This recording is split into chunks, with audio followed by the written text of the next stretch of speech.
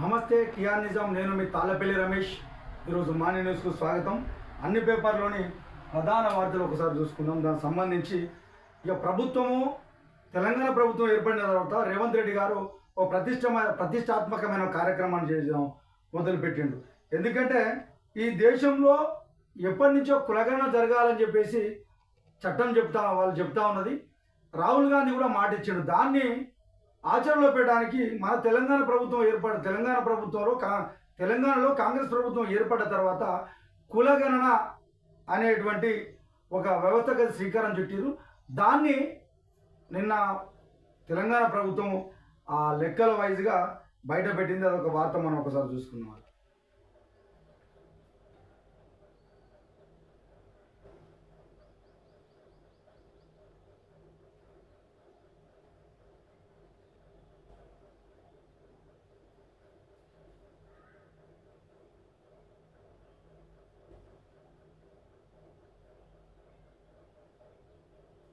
ఇక కులగణనకు సంబంధించినటువంటి లెక్కలను నిన్న ప్రభుత్వం అయితే బయట పెట్టింది. దాని విషయాలను ఒకసారి మనం చూసుకుంటే ఎస్సీలలో మాదిగలు, బీసీలలో ముదిరాజులు టాప్ పొజిషన్లో ఉన్నారు.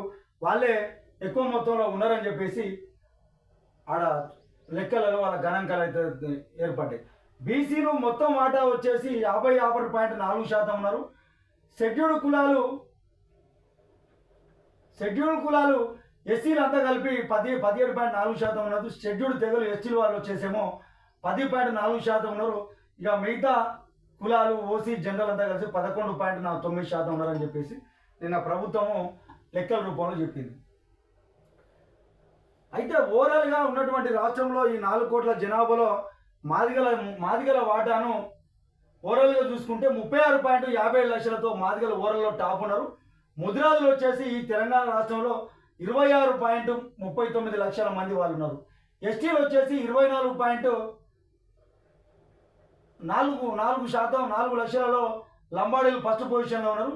ఎస్టీలలో మాదిగల తర్వాత 14.71 లక్షల జనాభా రెండో స్థానంలో మాలలు ఉన్నారు. ఇక మాకు క్యాస్టే వద్దు, మాకు ఏ క్యాస్ట్ లేదనే విభాగంలో మాత్రం 11.96 లక్షల మంది వాళ్ళు ఉన్నారు. ఇక 135 కులాల్లో అత్యంత వెనుకబడతనం తర్వాత వెనుకబడిన వర్గాలకు సంక్షేమ పథకాలు, రాజకీయ ఫలాలు అందాలి, అదే సోషల్ జస్టిస్ అని చెప్పి నిపుణులు అభివర్ణిస్తారని చెప్పేసి అంటారు. నిజంగా ఈ ప్రభుత్వంలో, ఈ రాజ్యంలో ఎవరైతే రాజ్యంలో పరిపాలించుకోవాలంటే, ఎవరైతే జనాభా తామాషిక ప్రకారంగా ఎవరైతే వెనుకబడ్డారో వాళ్ళు పాలకులుగా ఉండాలి, వాళ్ళే ప్రభుత్వాలు నడపాలి. ఎందుకంటే వాళ్ళకు సంబంధించిన విషయాలను నెరవేర్చడానికి ఆస్కారం ఉంటుంది కాబట్టి వాళ్ళు ఎక్కువ మొత్తంలో చట్టసభలలో ఉండాలి. ఎవరి జనాభా నిష్పత్తి ప్రకారంగా వాళ్ళు చట్టసభలో ఉండాలి. కానీ అది ఎక్కడైనా జరిగిన సందర్భాలు ఉన్నదా? నిపుణులు ఎప్పని చెప్తారు, ఎవరి జనాభా తామాషా ప్రకారంగా వాళ్ళు చట్టసభలో ఉంటే వాళ్ళ యొక్క ఆశయాలను నెరవేర్చుకోగలుగుతారు, వాళ్ళ స్థితిగతులు వాళ్ళు మెరుగుపరుచుకోగలుగుతారు. దీనివల్ల సమాజం అభివృద్ధి చెందుతుంది, సమానత్వాలు పోతాయి, అందరూ ఒకదాటిపైకి వస్తారని చెప్పేసి ఆ భావంతో నిపుణులు చెప్తా ఉన్నారు.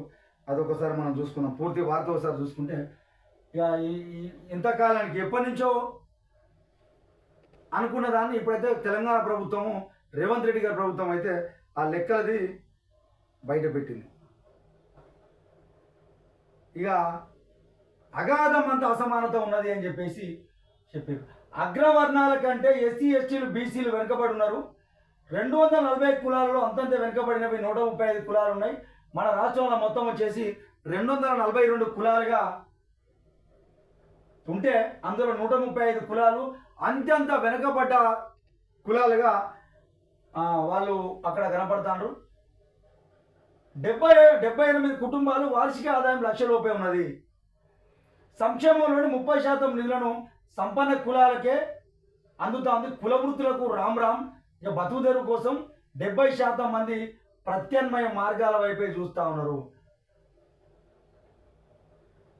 గల్పుబాటలో తెలంగాణ పల్లె 42% వేరే దేశాలకు ఉపాధి పేరు. వాళ్ళు కూడా బీసీ, ఎస్సీలే ఎక్కువ మంది ఉన్నారు. ఆలోచించుకోవాలి, వీళ్ళ స్థితిగతులపై అధ్యయనం చేయాలి.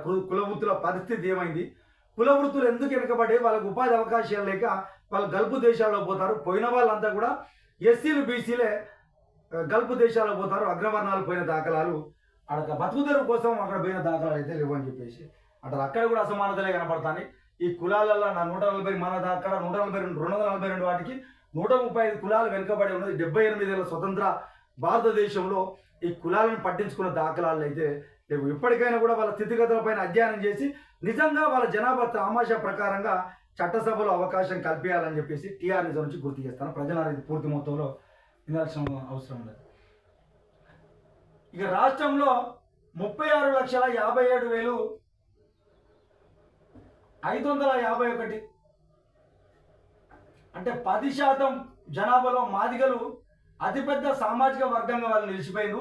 2024లో ప్రభుత్వము నిర్వహించినటువంటి సమగ్ర కుటుంబ సర్వే కుల గణన సర్వేకు సంబంధించిన పూర్తి సమాచారాన్ని ప్రభుత్వం నిన్న బయటపెట్టింది. ఈ తెలంగాణ ప్రభుత్వం వచ్చిన తర్వాత ఈ సర్వే చేసిర్రు, వాళ్ళు నిన్న బయటపెట్టిర్రు. అది ఒకసారి చూసుకుంటే మాదిగల తర్వాత 27,95,727 అంటే 7.9 మందితో షేక్ ముస్లింలు రెండో స్థానంలో నిలవగా 26,39,027 మందితో ముదిరాజు సామాజిక వర్గం మూడో స్థానాన్ని ఆక్రమించింది. ఈ ముదిరాజు కులం జనాభా పరంగా బీసీలలో అతిపెద్ద సామాజిక వర్గంగా వీళ్ళు ఉన్నారు. ఇంత పెద్ద సామాజిక వర్గాన్ని రాష్ట్రంలో ఇంత పెద్ద సామాజిక వర్గాలు ఇక్కడ జనాభా ప్రకారంగా వాళ్ళు ఉన్నారు, వాళ్ళు ఓట్లు వేస్తూ ఉన్నారు. కానీ చట్టసభలలో వాళ్ళ ప్రాతినిధ్యం ఏ మేరకు ఉన్నదో ఒకసారి ఆలోచన చేయాలని చెప్పేసి టీఆర్ నిజం నుంచి గుర్తు చేస్తాను. ఈ కులగణన చేయన్నది కూడా అందుకే ఈ దేశంలో ఈ రాష్ట్రంలో దేశవైద్యంగా చేయాల్సిన సందర్భం ఉన్నది, రాష్ట్రాల వైద్యంగా చేయాల్సిన సందర్భం ఉన్నది. ఈ రాష్ట్ర ఫలాలను దేశ ప్రజా ఫలాలను ఆ యొక్క సామాజిక వర్గాలకు పంచాల్సిన అవసరం కూడా ఉన్నది. అప్పుడు చేసినప్పుడు మాత్రం వీళ్ళంతా సమానంగా చూసిన వాళ్ళు అవుతారు. కానీ ఎక్కడైతే ఈ దాఖలాలు అయితే కనపడతలేవు. ఇక ముదిరాజులు జనాభా ఉన్నారు, వాళ్ళు ఎంతమంది చట్టసభలో ప్రాతినిధ్యం వహిస్తారు ఒకసారి ఆలోచించారా ముదిరాజు అన్నలారా? మీరు ఎంతమంది జనాభా తామాషక ప్రకారంగా ఉన్నారు, ఎంతమంది చట్టసభలో మీరు ఉన్నారో ఒకసారి ఆలోచన చేసుకోవాల్సిన అవసరం ఉంది. స్వతంత్రం వచ్చిన కాంచి ఓట్లేయడానికే పరిమితం అవుతున్నాం తప్ప మా జనాభాకింత మా సీట్లకింత అనే సందర్భం లేకుండా పోతాను. ఇప్పుడు ఎప్పటికి కూడా ఏదో పార్టీ మోచేతి కిందనే జీవనం సాగిస్తూ ఉన్నారు తప్ప మీరు ఖచ్చితంగా యుద్ధం చేసే ప్రయత్నం చేస్తలేరు. పండుగ సాయన్న ఆ సామాజిక వర్గంలో పుట్టి యుద్ధ వీరుడై గోల్కొండ కోట మీదనే జెండెత్తిండు. మరి మనం ఏం చేయాలో చూడాలి. ఈ ఎస్సీ సామాజిక వర్గాలు కూడా ఇంత పెద్ద జనాభా తామాషిక ప్రకారం ఉన్నప్పటికీ ఇంకా కూడా వివిధ పార్టీల కబంధ హస్తాల కిందనే పనిచేస్తారు, మా వాటా కింద అని చెప్పేసి నిలదీసిన దాఖలాలు అయితే కనపడదు. ఏ పార్టీలో ఉంటే ఆ పార్టీలో కొమ్ము కాసుకుంటూ పోతారు తప్ప మా జనాభా ప్రాతిపాదికంగా మనకి ఇవ్వాలని చెప్పేసి అడిగిన నాయకుడు అయితే కనపడతలేడు. ఇక గిరిజన తెగలలో 24 లక్ష గిరిజన తెగలలో 24,04,056 మంది ఉంటే అందులో లంబాడీలు వెనుకబడిన తరగతులలో 20,18,726 మందిలో, యాదవులు 16,30,187 మనతో గౌడ సామాజిక వర్గానికి చెందిన వాళ్ళు ఉన్నారు. ఈ సంఖ్యాబలాన్ని చాటుకోక ఓపెన్ కేటగిరీలో మాత్రం 17,10,224 మంది 4.8% జనాభాతో రెడ్డి సామాజిక వర్గం ఉన్నది. ఈ 4.8 రెడ్డి సామాజిక వర్గం ఉంటే వాళ్ళే రాష్ట్రాన్ని పరిపాలిస్తూ ఉన్నారు, వాళ్ళే ఎక్కువ మంత్రి పదవులు అనుభవిస్తూ ఉన్నారు, వాళ్ళే ఎక్కడ చూసినా కూడా ఎక్కువ ఉన్నారు. మరి తమాషా ప్రకారం చూసుకుంటే మరి ఏందో ఒకసారి ఆలోచన చేసుకోవాలి. ఇది ప్రభుత్వ లెక్కల ప్రకారంగానే వచ్చిందని చెప్పేసి ఈ వెలుగు పేపర్లో వచ్చినటువంటి వార్త. ఈ సర్వే కేవలం అంకెలు మాత్రమే కాకుండా ఆయా కులాల సామాజిక అసమానతలను కళ్ళకు కట్టింది. ముఖ్యంగా ఈ ఎస్సీ సామాజిక వర్గాలకు సంబంధించినటువంటి దాంట్లో డక్కలి, పిచ్చకుంట్ల వీళ్ళున్నారు. తుర్క ముస్లిం లాంటి ఉపకులాలు తీవ్ర వెనుకబడతాను ఉన్నది. వాస్తవానికి ఏంటంటే ఈ కులాల పరంగా చూసుకుంటే కొన్ని కులాలను సత్సంబంధాలు వాళ్ళకు ఉంటాయి. అంతంత వెనుకబడిన దాంట్లో దక్కలి వాళ్ళు, పిచ్చకుంట్ల వాళ్ళు ఉన్నారు. తుర్క సామాజిక వర్గంలో తుర్క ముస్లింల ఉపకులాలకు చాలా వెనుకబడి ఉన్నారని చెప్పేసి ఆ లెక్కలు పేర్కొంటున్నాయి. సంక్షేమ పథకాల అమల్లో కూడా మరింత సామాజిక న్యాయం అవసరం అని చెప్పేసి స్పష్టంగా తెలుసు. రాష్ట్రంలో బీసీల జనాభా సింహభాగం ఉన్నప్పటికీ సర్వే గణాంకాలు చేస్తున్నాయి. మొత్తం జనాభాలో వెనుకబడిన తరగతులు మొత్తం బీసీలంతా కలుపుకుంటే 56.4% అగ్రస్థానంలో ఉన్నాయి. షెడ్యూల్డ్ కులాలు ఎస్సీలేమో 17.4%, ఈ ఎస్టీలేమో 10.4%, ఇతరులు 11% ఉంటే ఈ కులరహితంగా మేము ఉన్నాం, మా కులమే వద్దు, మా కులంతో సంబంధం లేదంటే మాత్రం 11.96 లక్షల మంది ఉన్నారు. వీళ్ళు మూడు మూడు మూడు మూడు శాతం వాళ్ళు ఉన్నారు. అంటే రాష్ట్రంలో మొత్తం 242 కులాల్లో కేవలం 10 కులాలు మాత్రమే 60% జనాభాను కలిగి ఉండడం సామాజిక కేంద్రీకృతం సూచిస్తూ ఉన్నది. ఎందుకు ఇప్పుడు మన రాష్ట్రంలో మొత్తం వచ్చేసి 242 కులాలు ఉంటే అందులో 10 కులాలు మాత్రమే 50% 60% జనాభాను కలిగి ఉన్నది. వీళ్ళు పెద్ద మొత్తంలో జనాభా అక్కడ కనపడతా ఉన్నది. ఈ జనాభా నిష్పత్తి వాటా కేవలం సంఖ్యను బట్టి కాకుండా వీళ్ళ సివిల్ స్కోర్ ఆధారంగా ఎన్నుకోవాల్సిన అవసరం ఉండదని చెప్పేసి అత్యంత వెనుకబడిన వర్గానికి ఎవరున్నారో వారికి సంక్షేమ ఫలాలు, రాజకీయ ఫలాలు అందేలా చూడాల్సిన అవసరం ఉన్నదని చెప్పేసి సోషల్ జస్టిస్గా అభివర్ణిస్తూ ఉన్నారు. సంక్షేమ పథకాలు సాధారణ బావిలా కాకుండా ప్రతి ఇంటికి వెళ్ళే సామాజిక న్యాయం ట్యాబ్ లాగా మారాలని చెప్పేసి ఆ బృందం సూచిస్తాను. నిజంగా సంక్షేమ పథకాలు అందిస్తారని చెప్పేసి ప్రభుత్వాలు ఆర్భాటాలు చేస్తాయి. మరి నిజంగా సంక్షేమ పథకాలు ఎవరికి అందుతారో ఒకసారి ఆలోచన చేయాలి. ఇప్పుడు డబుల్ బెడ్రూమ్లు ఇచ్చారు హైదరాబాద్ లాంటి నగరాలల్లో, మరి నిజంగా పేదవానికి అందినాయా మరి ఉన్నవానికి అందినాయా ఒకసారి చూసుకోవాల్సిన అవసరం ఉన్నది. ఇదంతా కాకుండా మీకు నచ్చిన వాళ్ళకి ఇచ్చుకుంటా పోతారని చెప్పేసి అదైతే అంటా ఉన్నారు. అది కూడా ఒకసారి చూసుకుందాం.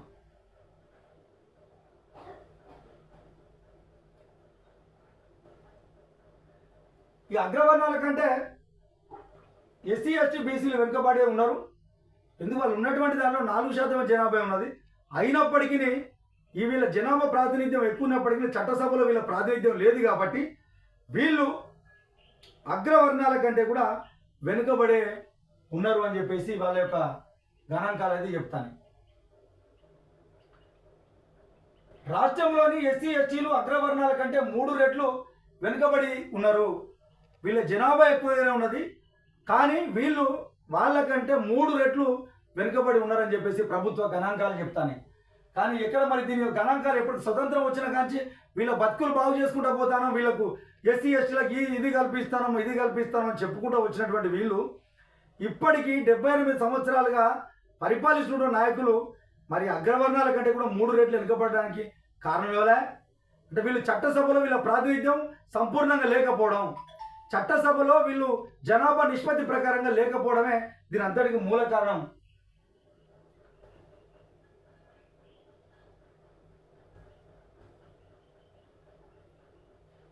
ఎస్టీలలో 99%, ఎస్సీలలో 97%, బీసీలలో 71% మంది ప్రజలు రాష్ట్ర సగటు కంటే కూడా వెనుకబడి ఉండడం బాగా ఆందోళన కలిగిస్తూ ఉన్నది. మరి ఇన్ని సంవత్సరాల నుంచి మరి ఎస్సీ డెవలప్మెంట్ చేసాం, ఎస్టీ కార్పొరేషన్లు పెట్టినాం, బీసీ కార్పొరేషన్ పెట్టినాం, వాళ్ళను ఆర్థికంగా వాళ్ళు నిలదొక్కుంటామని చెప్పినటువంటి ఈ నాయకులు మరి ఇన్ని సంవత్సరాల స్వతంత్ర జీవితంలో మరి ఎవరిని నమ్మబలుపుతా ఉన్నారో ఒకసారి ఆలోచించుకోవాలని చెప్పేసి టీఆర్ నిజం నుంచి గుర్తు చేస్తాను. ఈ 18 కులాలు మరోవైపు అగ్రవర్ణాలకు చెందిన 18 కులాలు రాష్ట్ర సగటు కంటే మెరుగైన స్థితిలోనే ఉన్నాయని చెప్పేసి సివిల్ ర్యాంక్ స్పష్టం చేస్తానే 2024 రాష్ట్ర ప్రభుత్వం నిర్వహించినటువంటి సమగ్ర సామాజిక ఆర్థిక విద్యా ఉపాధి రాజకీయ కుల సర్వే వివరాల విషయం స్పష్టంగా చేసింది. దీనిపై స్టడీ చేసిన నిపుణుల కమిటీ ప్రభుత్వాన్ని నివేదిక ఇచ్చింది. నిపుణుల బృందం సామాజికంగా, ఆర్థికంగా, రాజకీయంగా, విద్య, రాజకీయ వంటి ఉపాధిలో 5 కీలక రంగాల్లో ఆయా కులాలకు స్థితిగతులు నిశ్చయంగా విశ్లేషించింది. ఒక కులానికి ప్రభుత్వ ఉద్యోగాల్లో ఉన్న ప్రాతినిధ్యం, భూమి, ఆస్తుల యాజమాన్యం ఉన్న ఉన్నత విద్యావంతుల శాతం, తలసరి ఆదాయం, రాజకీయ పదవుల వారి వాటా వంటి అంశాలను పరిగణలోకి తీసుకొని వాళ్ళకు సివిల్ స్కోర్ వాళ్ళకు మార్కులు కేటాయించారు.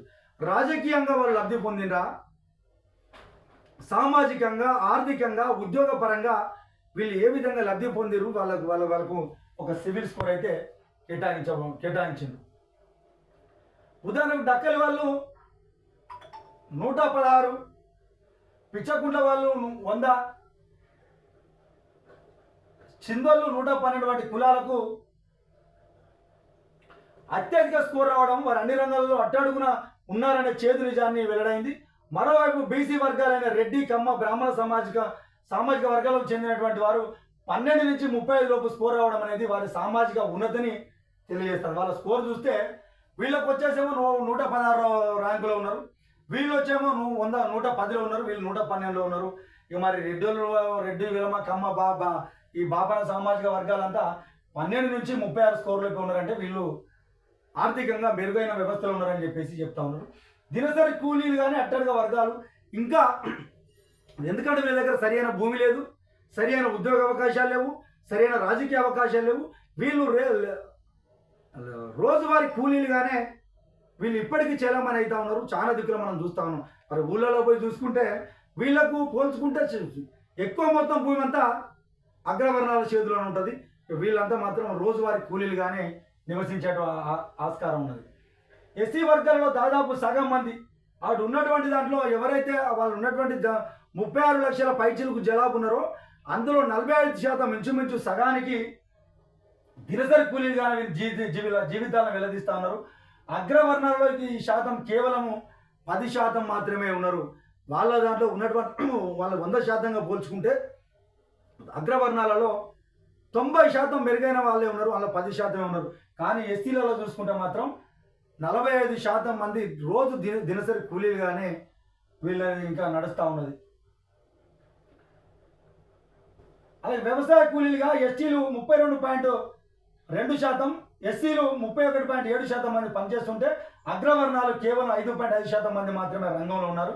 దీనికి భిన్నంగా ప్రైవేట్ రంగంలో ప్రొఫెషనల్ ఉద్యోగాల్లో అగ్రవర్ణాల వాళ్ళు 14.8% పైచేయి సాధించారు.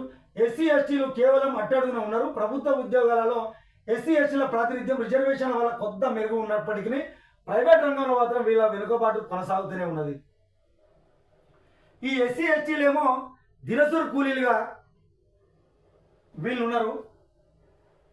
ఇక వీళ్ళు ఎక్కువ మంది వ్యవసాయం చేయడానికి వీళ్ళకు ఎక్కువ మంది ఎస్సీలు ఉంటే ఈ అగ్రవర్ణాలు ఏమో వ్యవసాయం చేస్తున్న 5 మంది ఉన్నారు. మిగతా వాళ్ళంతా వీళ్ళు ఉద్యోగ రంగంలో వ్యాపార రంగంలో వీళ్ళకు ఉన్నటువంటి దాన్ని వీళ్ళు పోయింది. ఒకవేళ వీళ్ళకు లోన్లీ అంటే ఎస్సీ ఎస్టీలకు లోన్లీ అంటే మీకు భూముల పట్టాలు కావాలి, ఇంకేదైనా షూరిటీ కావాలి.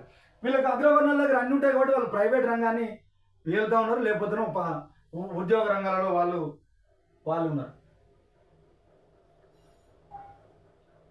ఇక ఈ రిజర్వేషన్లు లేకపోతే ఎస్సీ ఎస్టీలకు రిజర్వేషన్లు లేకపోతే వాళ్ళు ఏమాత్రం కూడా అక్కడ దాకా పోయేటువంటి ఆస్కారం కూడా లేదు. ఎందుకంటే వాళ్ళంతా రోజు దినసరి కూలీలు, వాళ్ళు పనిచేసుకుంటూనే బతికేటువంటి సందర్భాలు ఉన్నారు. మరి వాళ్ళు పోయి రిజర్వేషన్ ఫలాలు అందకపోతే వాళ్ళు ఎక్కడికి పోతారా? కాబట్టి ఇప్పటికైనా కూడా ప్రభుత్వాలు ఆలోచన చేయాలి, కేంద్ర రాష్ట్ర ప్రభుత్వాలు ఆలోచన చేయాలి. జనాభా తామాషిక ప్రకారంగా రిజర్వేషన్లు కేటాయించాలి. వాళ్లకు చట్టసభలో ప్రాతినిధ్యం వాళ్ళ జనాభా ప్రాతిపాదికనే కల్పించాలి. ఎస్టీలకు భూమి ఉన్న సాగునీరు నిరాశ. భూమి యాజమాన్య విషయంలో ఇక్కడ ఆసక్తికరమైన విషయాలు చూపెడతామని చెప్పేసి వీళ్ళ చెప్తా ఉన్నది. ఎస్టీలో ఉన్నటువంటి దాంట్లో 58.1% మందికి భూమి ఉన్నప్పటికీ అది ఎక్కువ మెట్ట ప్రాంతం కావడంతో ఆదాయం పెరగడం లేదు. అగ్రవర్ణాలు కేవలం 33.7% మందికి భూమి ఉన్నా పెద్ద ఎకరాలు 20 ఎకరాలు 30 ఎకరాలు భూస్వాములు ఉన్నారు. వారి వద్ద ఎక్కువ భూమి ఉన్నాయి. 20 ఎకరాల కంటే ఎక్కువ భూమి ఉన్నకు అగ్రవర్ణాల వారు 4.4% ఉంటే ఎస్సీలు 1% మాత్రమే ఉన్నారు. అంటే వీళ్ళకు ఉన్నటువంటి దాంట్లో వీళ్ళ జనాభా 4 పైచీలకు వాళ్ళది ఉన్నది. ఎస్సీలేమో ఇక 17% మంది వాళ్ళు ఉన్నారు. అయినప్పటికీ వాళ్ళు ఆర్థికంగా భూమి ఉన్నది 1% మంది ఉంటే ఈ అగ్రవర్ణాల కుటుంబాలేమో 4.4% మంది భూమి అంతా వాళ్ళ చేతిలోనే ఉన్నది. ఇక కొంత అటు ఇటు ఉన్నప్పటికీ ఎస్సీ ఎస్టీల వద్ద భూమి తక్కువ ఉండడంతో వారు కూలీలుగానే మిగిలిపోతారు. ఈ సౌకర్యాలంతా గిరిజన ప్రాంతాలు ఉన్నాయి. గిరిజన ప్రాంతాలు ఉంటాయి, కనీసం తాగునీరు ఉండదు, రోడ్లు ఉన్నాయి, దాన్ని పట్టించుకునే దాఖలాలు కూడా ఆడ కనపడాయి. ఇక సగటున 13.3% కుటుంబాలు మరుగుదొడ్లే ఉంటాయి. చూస్తాను మన తండలలో ఇట్లా పోయి చూస్తే కొన్ని దిక్కులో కనపడుతూ ఉంటుంది. మరుగుదొడ్లు ఉంటాయి, నీళ్ళు రోడ్డు మీద పోతూ ఉంటాయి, బాత్రూమ్లు ఉండే వాళ్ళు రోడ్ల పక్కనే వాళ్ళు మలమూత్రాలు చేసుకోవడానికి ఆస్కారం ఉంటుంది. అంటే వాళ్ళు పట్టించుకున్న దాఖలాలు అయితే కనపడతలేవని చెప్పేసి గణాంకాల్లో చెప్తా ఉన్నాయి.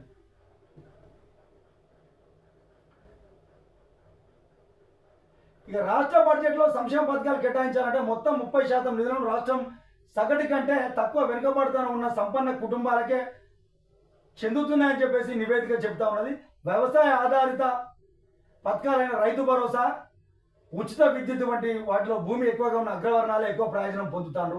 ఉదాహరణకు రైతు భరోసా లబ్ధిదారులు అగ్రవర్ణాలు 15%, ఎస్సీలు కేవలం 12% మాత్రమే ఉన్నారు. అయితే ఉచిత బస్సు ప్రయాణం వంటి పథకాల్లో ఎస్సీలు 20% మంది అధికంగా లబ్ధి పొందుతారు. పాపం ఏదైతే ఎక్కువ మొత్తం రావాల్సి ఉన్నదో వాళ్ళకి అది అందకుండా అప్పుడప్పుడు, ఎందుకంటే వీళ్ళు కార్లలో అటు ఇటు పోతారు, అగ్రవర్ణాలు కార్లలో లేదు, బస్సులో పోయి ఇరుకు పోలేరు కాబట్టి ఆడ వాళ్ళు తక్కువ పోతారు. వీళ్ళకి 20% మంది మెరుగైన ఫలితాలు ఆడ పొందుతారని చెప్పేసి ఆడ చెప్తా ఉన్నారు.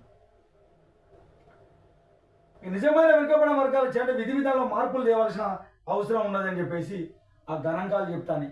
కుల వృత్తులను వదిలేసిండ్రు. తెలంగాణలో కుల వృత్తులపై ఆధారపడడం క్రమంగా తగ్గుతున్నట్లు సర్వే చెప్తా ఉన్నది. ఎందుకంటే కుల వృత్తుల వల్ల ఉపాధి అవకాశాలు తగ్గిపోతూ ఉన్నాయని చెప్పేసి వాళ్ళ భావనతోటి జరుగుతున్న సుమారు 69.6% మంది తమ సంప్రదాయ కుల వృత్తులను వదులుకొని ఇతర రంగాల్లో మారారు. కేవలం 30% మంది మాత్రమే కుల వృత్తులపైన ఆధారపడుతూ ఉన్నారు. కుల వృత్తులను వదులుకున్న వారు అగ్రవర్ణాల వారు 85.6% వాళ్ళు ఉన్నారు.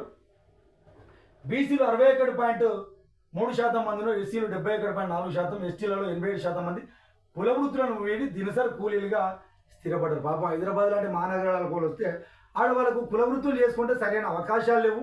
హైదరాబాద్ లాంటి నగరాలకు వచ్చేసి వాళ్ళు కూలీనాలు చేసుకొని బతికే సందర్భాలన కనపడతా ఉన్నాయి. ఈ విధంగా ఉన్నది. ఉపాధి కోసం మహారాష్ట్ర, కర్ణాటకలకు పోతా ఉన్నారు. బతుకుదెరువు కోసం తెలంగాణకు వలస వెళ్ళే వాళ్ళ శాతం ఈ విధంగా కనపడతా ఉన్నాయి. ఎస్సీ కులాలలో టాపు మాదిగలే ఉన్నారు. వాళ్ళు 36.5% వాళ్ళు ఉన్నారు. మాలలు ఈ విధంగా వీళ్ళు ఉన్నది. వాస్తవానికి ఏంటంటే వీళ్ళ తమాషా ప్రకారంగా చట్టసభలలో రిజర్వేషన్లు ఫలాలు అందాలని చెప్పేసి టీఆర్ఎస్ నుంచి గుర్తు చేస్తాను.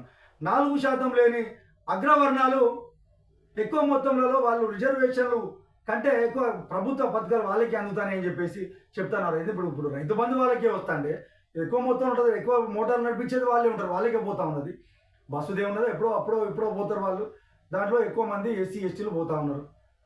మరి ఇప్పటికైనా కూడా జనాభా తామాషా ప్రకారంగా రిజర్వేషన్ ఫలాలు అందియాలని చెప్పేసి ప్రజలు ఇప్పటికైనా ఆలోచన చేయాలని చెప్పేసి టీఆర్ నిజం నుంచి ఒకసారి గుర్తు చేస్తా ఉన్నాం.